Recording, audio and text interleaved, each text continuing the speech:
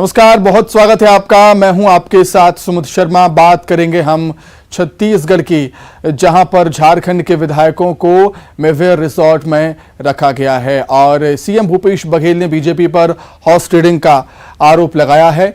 झारखंड में सियासी संकट के बीच जो विधायक हैं वो छत्तीसगढ़ लाए गए हैं। चुनाव आयोग के पत्र को लेकर सीएम भूपेश बघेल ने कहा है कि एक सप्ताह हो गया, राजभवन से लिफाफा खुल नहीं रहा, भीतर खाने कुछ पक रहा है। सीएम भूपेश बघेल ने यह बयान जारी किया। झारखंड में जारी सियासी संकट पर सीएम भूपेश बघेल का बयान सामने आया है। उन्होंने झारखंड बीजेपी पर हॉर्स ट्रेडिंग का आरोप लगाया है। उन्होंने कहा कि चुनाव आयोग से आए पत्र का एक सप्ताह हो गया है, लेकिन राजभवन से अभी तक लिफाफा नहीं खुल रहा है। उन्होंने कहा कि भीतर खाने कुछ पक रहा है। झारखंड के विधायकों की सुरक्षा को लेकर उन्हें छत्तीसगढ़ लाया गया है। झारखंड विधायकों के रायपुर आने पर बीजेपी ने सवाल उठा दिए। बीजेपी के सवाल पर सीएम भूपेश बघेल ने पलटवार भी किया।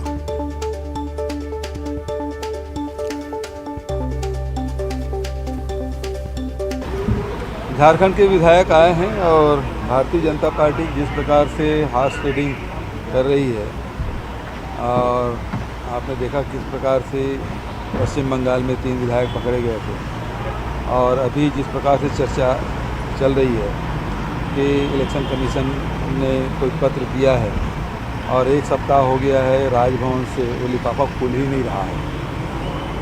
तो इसका मतलब ही यही है कि इनके अंदर खाने में कुछ पक रहा है। तो ऐसी स्थिति में वहाँ के दोनों पार्टियों ने, झारखंड मुक्ति मोर्चा और कांग्रेस पार्टी ने अपने विधायकों को सुरक्षित रखने का फैसला किया। छत्तीसगढ़ आए, उनका स्वागत। रमन सिंह जी को ये देखना चाहिए कि कर्नाटक के विधायक, मध्य प्रदेश के विधायक, राजस्थान के विधायक, महाराष्ट्र के विधायक दूसरे पार्टी के उठा के ले गए। उस समय उसकी बोलती बंद क्यों थी? तो चुप क्यों थे? उस समय बोलना था। ये तो हमारे पार्टी के लोग हैं, हमारे गठबंधन के लोग हैं, उसमें उनको तकलीफ़ क्यों हो रही है? उनको तकलीफ़ ये है कि वहाँ खुला छोड़ देते, वो खरीद फरोख्त कर देते। जिस प्रकार से महाराष्ट्र में बात चल रही 50 खोखा, यहाँ झारखंड में चल रहा 20-20 खोखा। रमन सिंह इसके बारे में बताए। झारखंड यूपीए के विधायक आज भी रायपुर के रिजॉर्ट में रुकेंगे। विधायकों की बाड़ेबंदी को देखते हुए रिजॉर्ट की सुरक्षा व्यवस्था बढ़ा दी गई। झारखंड के सीएम हेमंत सोरेन भी आज रायपुर आ सकते हैं। रायपुर के रिजॉर्ट में ठहरे झारखंड के विधायकों की जमकर खातिरदारी हो रही है। विधायकों को छत्तीसगढ़ी व्यंजन परोसा जा रहा है। नया रायपुर का ये मेफेयर रिजॉर्ट है। यहाँ पर जो झारखंड के जो 32 विधायक हैं और उनके साथ में और जो जनप्रतिनिधि है, कुल टोटल करीबन 40 लोगों को ठहराया गया है। और आप देख सकते हैं कि किस तरीके से यहाँ पर पूरी चप्पे चप्पे पर सुरक्षा व्यवस्था तैनात की गई है। जो विधायक हैं उनको 3 बसों के जरिए यहाँ पर रिजॉर्ट में लाया गया था और पूरी सुरक्षा व्यवस्था यहाँ पर की गई है। चारों तरफ से एक तरह से कहें कि नाकेबंदी की गई है कि कोई भी विधायकों से संपर्क ना कर सके। और विधायकों को लेकर ये भी कहा जा रहा है कि उनके फ़ोन भी जब्त कर लिए गए हैं कि फ़ोन पे भी वो बात न कर सके। हालांकि भीतर से ये भी खबरें आ रही हैं कि जो स्टाफ है वो भी उस स्टाफ की ड्यूटी लगाई गई है जो 2 दिनों तक के यहीं पर रहे और बाहर ना आ पाए। यहाँ पर आप देख सकते हैं कि ये जो चेक पोस्ट बनाया गया है और बड़ी संख्या में यहाँ पर पुलिसकर्मी है, सुरक्षा कर्मी है और चारों तरफ अगर हम बात करें तो बाड़ेबंदी की गई है। इसी तरीके से पोस्ट बनाए गए हैं ताकि कोई भी उन विधायकों से संपर्क न कर सके। कल देर शाम को मुख्यमंत्री भूपेश बघेल यहाँ पर पहुंचे थे और उन्होंने झारखंड के विधायकों से मुलाकात की और मीटिंग करीबन 45 मिनट तक मीटिंग चली और उसके बाद में रणनीति तय की गई है। आज मुख्यमंत्री भूपेश बघेल जब शिमला रवाना हो रहे थे, उन्होंने साफ तौर पर कहा कि बीजेपी हॉर्स ट्रेडिंग की कोशिश कर रही है और ऐसे में जरूरी है कि हम अपने विधायकों को बचाकर चले। उन्होंने ये भी कहा कि जिस तरीके से ये कहा जा रहा है कि इलेक्शन कमीशन से एक चिट्ठी गई है और राजभवन ने एक सप्ताह होने के बाद भी वो चिट्ठी नहीं खोली है, इसका मतलब ये है कि भीतर खाने में कुछ न कुछ पक रहा है और ऐसे में जरूरी है कि हम अपने विधायकों की सुरक्षा करें। उन्होंने बीजेपी के राष्ट्रीय उपाध्यक्ष डॉक्टर रमन सिंह के इन आरोपों पर भी कि विधायकों को, झारखंड के विधायकों को यहाँ पर लाकर दारू मुर्गा खिलाया जा रहा है, छत्तीसगढ़ की जनता का पैसा बहाया जा रहा है, इस पर कहा कि डॉक्टर रमन सिंह उस समय कहाँ थे जब कर्नाटक, मध्य प्रदेश, राजस्थान के जो विधायक हैं उनकी हॉर्स ट्रेडिंग की जा रही थी, महाराष्ट्र की सरकार को गिराया जा रहा था, उस समय वो क्या कह रहे थे? उन्होंने ये कहा कि पूरे बीजेपी इसलिए छटपटा रही है कि विधायक यहाँ पर लाए गए हैं और पूरी तरीके से सेफ है, कोई सेंधमारी नहीं की जा रही है और इसी की छटपटाहट दिखाई दे रही है। कैमरा पर्सन इमरान के साथ ममता लांजेवाल, न्यूज़ 18 छत्तीसगढ़। वहीं छत्तीसगढ़ में डीए और एचआरए की मांग को लेकर कर्मचारियों का आंदोलन लगातार जारी है। 10 दिन बीत चुके हैं। गरियाबंद के राजम में कर्मचारियों के आंदोलन को समर्थन देने पूर्व सांसद चंदूलाल साहू पहुंचे। उन्होंने कर्मचारियों की मांगों को सही बताया और राज्य सरकार पर निशाना साधा। वहीं आंदोलन कर रहे कर्मचारियों ने भी सरकार की कार्रवाई का विरोध करते हुए कहा है कि वे लोग सरकार की कार्रवाई से नहीं डरते हैं। देखिए, छत्तीसगढ़ सरकार कह रही है हमारे पास पैसा नहीं है, जबकि छत्तीसगढ़ प्रदेश में कोई चीज़ की कमी नहीं है। यहाँ पर्याप्त मात्रा में प्राकृतिक संसाधन विद्यमान है। ये भूपेश बघेल के कुप्रबंधन के कारण ये स्थिति निर्मित हो गई है। छत्तीसगढ़ प्रदेश को कर्जा में डुबा दिया है। छत्तीसगढ़ प्रदेश की जो सरकार है वो अपने अकड़पना तानाशाही कारण से ये पूरा नहीं कर रही है। और ये शासन की तानाशाही रवैया है, उसके कह देने से नहीं होगा। 2018 में 1262 कर्मचारी हमारे बर्खास्त हुए थे, बाकायदा उनको तनख्वाह भी मिला और एक दिन भी कोई भी पेमेंट नहीं कटा है। ये सरकार के डराने और धमकाने वाली बात है, जिसपे अब कर्मचारी अधिकारी फेडरेशन समझ चुकी है। इसलिए आज 103 संगठन एक साथ आकर खड़ी हुई है। वेतन काटने का कोई डर नहीं है हमें, क्योंकि हमारा संगठन इतना मजबूत है और बहुत अधिक संख्या में है।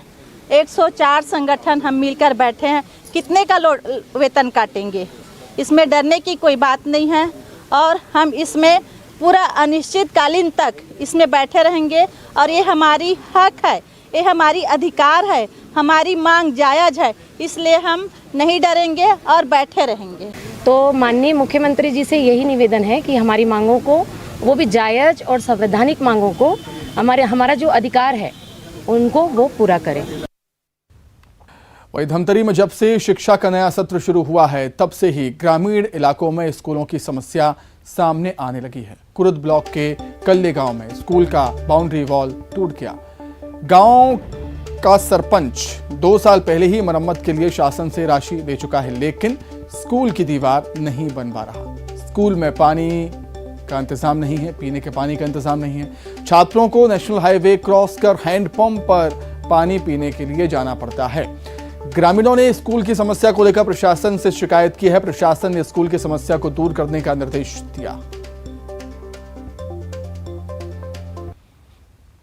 पैसा आ गए लेकिन ओकर काम नहीं हो, एक कारण होना स्कूल की। हाँ, बच्चा मन इधर उधर जाते रोड के पार करके, गाड़ी मोटर चला थे उस तरफ। पैसा सरपंच ला है, वो पैसा ला रखे है, वो काम नहीं करवाते। कितना दिन हो गए? ये 2 साल हो गए, समझ 20 में आए हैं। उनके द्वारा अवगत कराया गया है कि पूर्व में उनके स्कूल का कुछ भाग अहाता और एक शौचालय टूटा था, जिसका उनको टूटने के बाद राशि भी मिली थी, परंतु सरपंच के द्वारा पुनर्निर्माण नहीं कराया जा रहा है। और साथ ही साथ एक नलकूप की भी मांग की थी उन्होंने, तो इसके लिए जनपद सीओ और ईपीएचई दोनों को निर्देशित किया गया है कि उस संबंधित आवेदन पर कार्रवाई की जाए। उधर बलौदाबाजार का मोहान गांव महानदी के कटाव से बुरी तरह से प्रभावित है। रेत माफिया द्वारा रेत खनन से गांव के अस्तित्व पर संकट खड़ा हो गया है। जल्द उपाय नहीं किया गया तो गांव एक दिन महानदी में समा जाएगा। हालात ये हैं कि गांव अब महानदी से केवल 100 मीटर की दूरी पर ही रह गया है, जबकि ये पहले 1 किलोमीटर की दूरी पर था। गांव के लोगों के मुताबिक पिछले 7 से 8 सालों में महानदी से तेजी से कटाव हुआ है। गांव के लोग कटाव रोकने और तटबंध बनाने की लगातार मांग कर रहे हैं, लेकिन आज तक कुछ नहीं हो पाया। इस मामले में कलेक्टर ने कहा है कि नदी के कटाव के संबंध में संबंधित विभाग को निर्देश देकर रिपोर्ट मांगी जाएगी।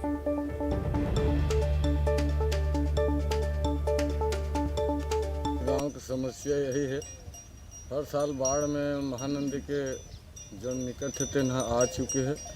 100-200 मीटर पहले भी, 5 साल के पहले भी, ये साल के वर्षों में बिल्कुल महानदी किनारे हो गए। जब धुरु पटवारी है तो 180 मीटर नापे और ये दरीबर बिल्कुल 120 मीटर अकन बचे है गाँव। हमारे गांव के समस्या बहुत समस्या है। आए दिन बाढ़ में परेशान होते, लेकिन मन पढ़े में दिक्कत जाती और गांव में गर्भो बच्चों को दिक्कत जाते, बहुत भारी समस्या होता है। हमारे आवेदन दे हम तो आज तक हमारे आवेदन की कोई सुनवाई नहीं करे है, न अभी तक करे। 40 साल हो गए हमारे मांग करत आवत, लेकिन कोई भी काम लगा अभी तक के सफल नहीं बना है। ग्राम मोहान पलारी विकासखंड का छोटा सा गांव है जो नदी के किनारे स्थित है और महानदी के किनारे स्थित होने के कारण सालों से विगत 25 सालों से धीरे धीरे वहाँ नदी का कटाव होते जा रहा है और कटाव हर साल इतना बढ़ रहा है कि लगभग वो गांव के नज़दीक आने लग गया है।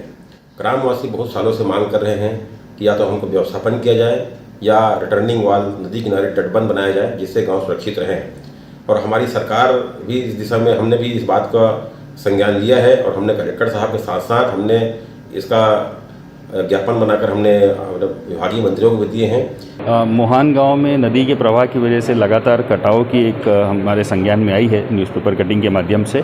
उसको एक विस्तृत उसमें प्रतिवेदन बनाने के लिए हमने एसडीएम को निर्देशित किया है और भविष्य की को देखते हुए क्या रणनीति बना सकते हैं, गांव का व्यवस्थापन ठीक रहेगा या वहां पर कोई रिटेनिंग वॉल बनाना ठीक रहेगा, उसको लेकर के अभी हम प्लानिंग करेंगे और आने वाले समय में मेरा स्वयं वहाँ पर दौरा होगा। पिछले 10 साल से भी अधिक समय हो गए गांव के लोग इस कटाव का दंश झेल रहे हैं। ये देख सकते हैं वीडियो से पूरा नज़ारा कि किस तरह से जो गांव के लोग हैं वो मिट्टी के कटाव का दंश झेल रहे हैं। हम मौजूद हैं मोहान गांव में। मोहान गांव की मिट्टी महानदी के कटाव के कारण कटती जा रही है और ऊपर से रेत माफिया ने रेत की खुदाई करते हैं जिससे मिट्टी और कट जाती है। अगर जल्द ही कोई उपाय नहीं किया गया तो एक दिन ये पूरा गाँव महानदी में समा जाएगा। स्थिति यह है कि गांव अब महानदी से केवल 100 मीटर ही दूर रह गया है, जबकि यह पहले 1 किलोमीटर की दूरी पर था। पिछले 10 साल में 500 वर्ग मीटर मिट्टी कट चुकी है। इस साल 2 बार बाढ़ आ चुकी है जिससे 25 मीटर मिट्टी कटकर महानदी में बढ़ गई है। इससे अनुमान लगाया जा सकता है कि महानदी में जिस तरह से बाढ़ आ रहा है, गाँव का कटाव भी तेज़ी से बढ़ रहा है। कुछ सालों में ही गाँव महानदी में समा जाएगा, ये कहा जा सकता है। मिट्टी कटने का सिलसिला अगर सालों से चलता रहा तो गांव के लोग क्या करेंगे, ये देखने वाली बात होगी। बलौदा बाजार से न्यूज़ 18 के साथ योगेश यादव की रिपोर्ट।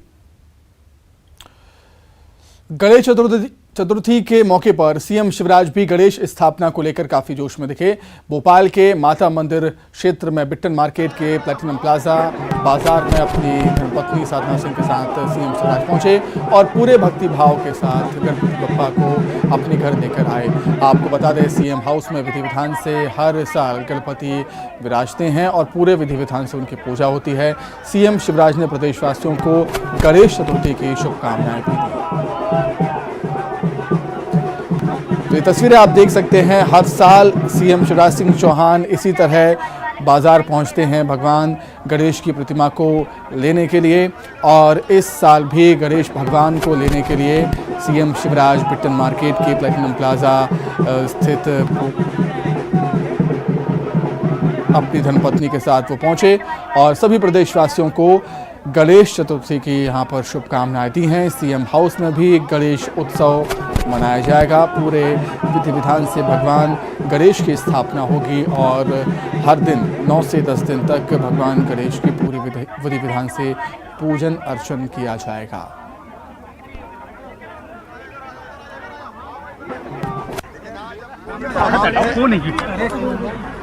गणपति जी आ रहे हैं और प्रत्येक वर्ष के अनुसार आज परिवार सहित हम गणेश जी लेने आए हैं। वो सिद्धि विनायक है, विघ्न हरता है, बुद्धि सद्बुद्धि देने वाले हैं, सन्मार्ग पर चलाने वाले हैं, सबका कल्याण करने वाले हैं। वो सबके विघ्न हरें, सबका कल्याण करें, सबके जीवन में आनंद उत्साह और प्रसन्नता उनके आशीर्वाद और उनकी कृपा से आए। देश और प्रदेश की प्रगति के सारे विघ्न दूर हो जाएं, यही उनके चरणों में प्रार्थना है। और प्रदेशवासियों से अपील है कि पूरे उत्साह के साथ विधि विधान से गणपति जी की पूजा करें, गणेश उत्सव मनाएं और सब सुखी हो, सब निरोग हो, सबका मंगल हो, सबका कल्याण हो। मध्य प्रदेश की प्रगति में जो भी विघ्न है उनको दूर किया जाए और उन्नति और प्रगति के इस गणेश चतुर्थी से जो गणपति बप्पा हैं वो सारे मार्ग खोलें और जितनी भी जो विघ्न बाधाएं हैं मध्य प्रदेश के लिए, मध्य प्रदेश के लिहाज से अगर कहा जाए तो उसको गणपति बप्पा दूर करें और जो जिस तरीके से मध्य प्रदेश पूरी तरह से खुशहाल और समृद्ध रहे उसको लेकर इन आज के गणपति को विराजित करने के साथ ही यही कामना रहेगी और पूरा प्रदेश खुश रहे, इसी को लेकर उन्होंने गणेश चतुर्थी की शुभकामनाएं दी हैं। यहाँ पर उन्होंने जो गणेश प्रतिमा है वो खरीदी है और सीएम हाउस में जो गणेश प्रतिमा है वो विराजित होगी। हर साल सीएम शिवराज सिंह चौहान माता मंदिर पहुंचते हैं और गणेश प्रतिमा खरीदते हैं, सपरिवार वो यहाँ पर पहुंचते हैं और आज भी मूर्ति खरीदने के लिए पहुंचे हैं और 10 दिनों तक सीएम हाउस में जो गणेश प्रतिमा है, गणेश जी है, उनकी स्थापना की जाएगी, विधि विधान से पूजा अर्चना होगी और जो मंगल कामना है प्रदेश की वो की जाएगी। खुशहाली, सुख, शांति और समृद्धि को लेकर जो प्रार्थना है वो की जाएगी। और आप देखेंगे कि सीएम खुली और ये भी कहा है कि मध्य प्रदेश की प्रगति में जो भी विघ्न है उनको दूर किया जाए और उन्नति और प्रगति के इस गणेश चतुर्थी से जो गणपति बप्पा हैं वो सारे मार्ग खोलें और जितनी भी जो विघ्न बाधाएं हैं मध्य प्रदेश के लिए, मध्य प्रदेश के लिहाज से अगर कहा जाए तो उसको गणपति बप्पा दूर करें और जो जिस तरीके से मध्य प्रदेश पूरी तरह से खुशहाल और समृद्ध रहे उसको लेकर इन आज के गणपति को विराजित करने के साथ ही यही कामना रहेगी और पूरा प्रदेश खुश रहे, इसी को लेकर उन्होंने गणेश चतुर्थी की शुभकामनाएं दी हैं।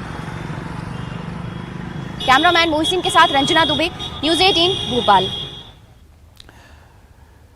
तो आज घर घर गणपति विराजित हो रहे हैं। गृहमंत्री डॉक्टर उत्तम मिश्रा ने भी भोपाल के माता मंदिर के पास बाजार पहुंचकर गणेश प्रतिमा ली और उन्होंने कहा कि पूरा माह त्योहारों से भरा हुआ है, गणपति मंगल कामनाओं और शुभ फल को देने वाले हैं। उन्होंने कहा कि गणपति प्रदेश और खुशहाली और समृद्धि प्रदेश में लेकर आए। उन्होंने गणेश महाराज से सुख और शांति की कामना की। माता मंदिर क्षेत्र में पहुंचे हैं और गणेश प्रतिमा खरीदने के लिए पहुंचे। आप देखेंगे कि सर पर जो गृह मंत्री नरोत्तम मिश्रा हैं वो भगवान गणेश की प्रतिमा है उनको रखे हुए हैं और माटी की जो गणपति है वो प्रतिमा यहाँ पर खरीद के जो घर है वो ले जा रहे हैं क्योंकि जो पर्यावरण बचाने का जो संदेश है वो भी इसके जरिए देना चाहते हैं। सर, आज गणेश प्रतिमा आपने खरीदी है और माटी की जो गणेश प्रतिमा है वो आप घर ले जा रहे हैं। जी, गणेश जी का पर्व प्रारंभ है, त्योहारों का मास आ रहा है, प्रदेश में सुख समृद्धि और शांति की कल्पना और उनके चरणों में नमन और आराधना उनकी और आग्रह उनसे। प्रदेशवासियों को सर जो मंगल कामना है, शुभ कामना है वो भी आप दे रहे हैं आज?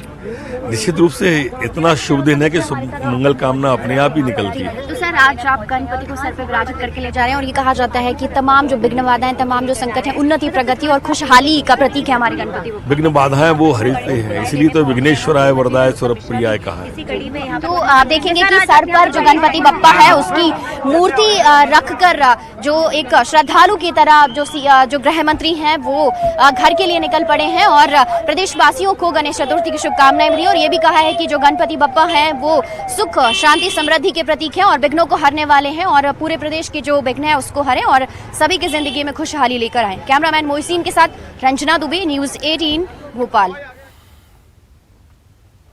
छत्तीसगढ़ के बिलासपुर में भी गणेश चतुर्थी की धूम है। कोरोना के 2 साल बाद इस बार गणेश उत्सव को लेकर बाजार में खासा उत्साह देखा जा रहा है। आज घर घर में गणेश जी की स्थापना होगी। गणेश जी की सुंदर मूर्तियों से बाजार सजे हुए हैं। न्यायधानी के बाजार में महाराष्ट्र सहित दूसरे प्रांतों से लाई गई मिट्टी की खूबसूरत मूर्तियां हैं और इस बार छोटे छोटे सुंदर पंडाल भी बाजार में मौजूद हैं।